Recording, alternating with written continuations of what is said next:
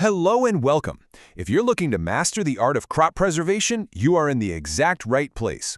Today, we're embarking on a chronological journey in this explainer, taking us step by step from the sun-drenched pumpkin patch directly to the secure, cool shelves of your winter pantry.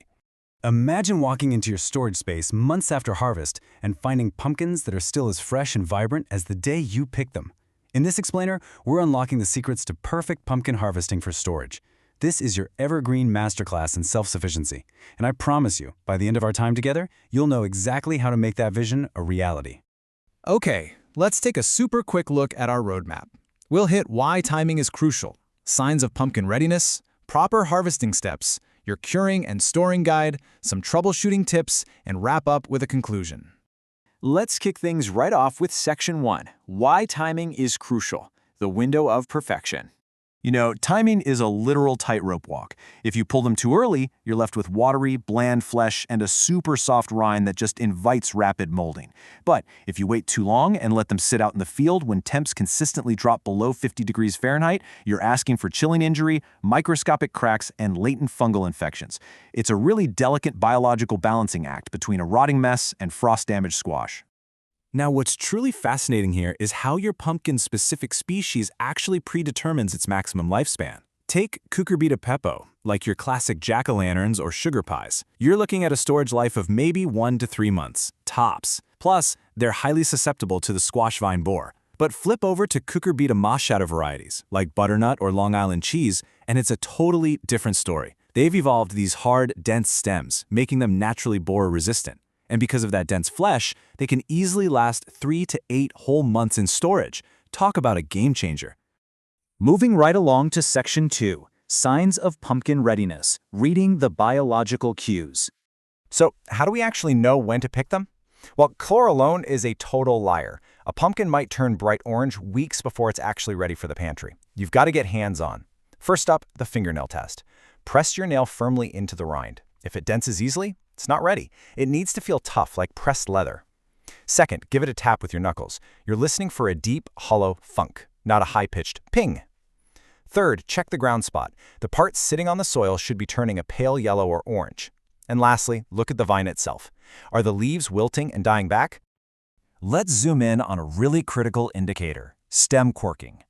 This happens when the stem literally loses its bright green color and develops these dry, brown, woody stripes right where it joins the fruit. This, right here, is your ultimate botanical proof. It means the fruit has completely stopped drawing energy and moisture from the vine. It's sealing itself off, essentially packing its bags for winter. Once those signs are perfectly aligned, it's time for Section 3, Proper Harvesting Steps, Securing the Harvest. You absolutely must follow these exact steps to avoid disaster. Step 1. Sanitize your pruners with 70% isopropyl alcohol. Step 2. Cut the vine with a sharp tool, leaving a solid 3 to 4 inch stem attached. Step 3.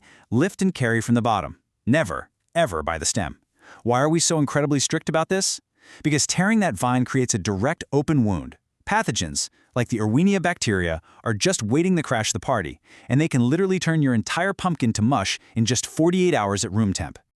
The university experts really hit the nail on the head with this one. Handle fruit as little as possible and carry pumpkins like a ball, never by the stem. It's the perfect analogy, right? Treat your harvest like a fragile bowling ball, not a suitcase. Using that stem as a convenient little handle is just begging to break the seal and ruin months of hard work. All right, we've made it to Section 4, Curing and Storing Guide, the Bridge to Winter. This is arguably the most critical yet frequently skipped phase. Think of curing as a short, warm, sunny vacation. You want temps around 80 to 85 degrees Fahrenheit for 10 to 14 days. This warm rest bakes the rind into a tough barrier, heals over any tiny nicks, and, get this, it converts internal starches into sugars, making it taste so much better. After that vacation, they move to the storing phase, a cool hibernation at 50 to 55 degrees with 50 to 70% humidity. Nice and dark, nice and dry. But wait, there is a massive exception here. Do not, I repeat, do not cure acorn squash. Seriously, acorn squash absolutely hates the heat. If you try to cure it, the inside turns super stringy and totally bland. So for this specific variety, skip the warm vacation entirely and move it straight into cool storage.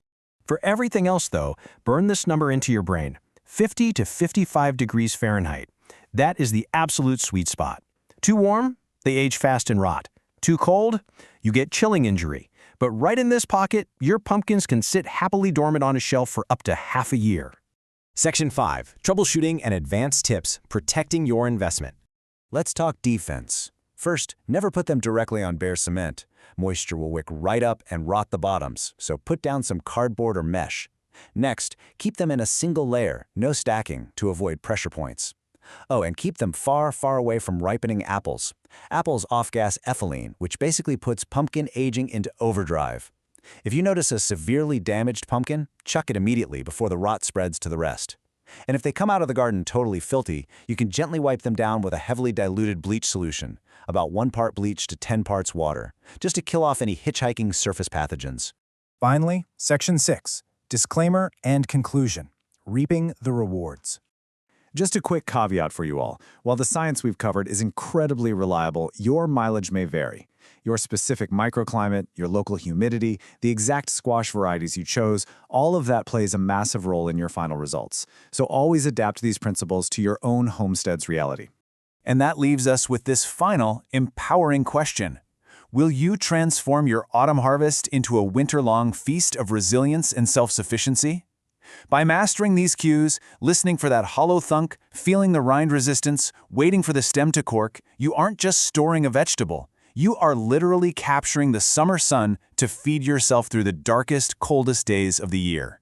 So get out there, trust the science, and master the rewarding art of crop preservation. Thanks for joining me on this explainer, and happy harvesting!